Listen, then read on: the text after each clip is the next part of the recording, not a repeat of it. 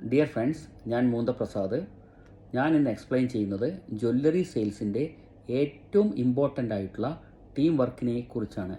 ഇതിലേക്കായിട്ട് ഞാനൊരു എക്സാമ്പിൾ പറയാം.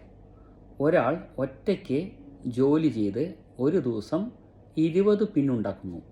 എന്നാൽ ഇതേ ജോലി ഡിവൈഡ് ചെയ്ത് 10 പേർക്ക് കൊടുത്താൽ 4800 പിൻ ഒരാൾക്ക് ഉണ്ടാക്കാൻ പറ്റുന്നു.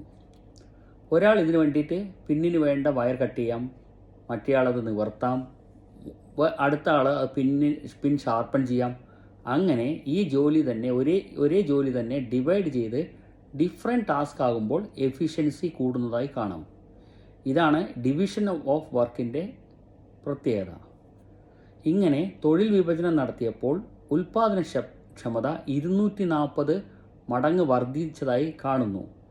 മോഡേൺ മാനേജ്മെൻറ്റിൽ ഇത് വളരെ ഇമ്പോർട്ടൻ്റ് ആണ്.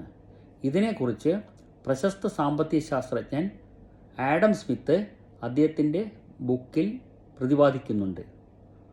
Okay friends, thank you very much.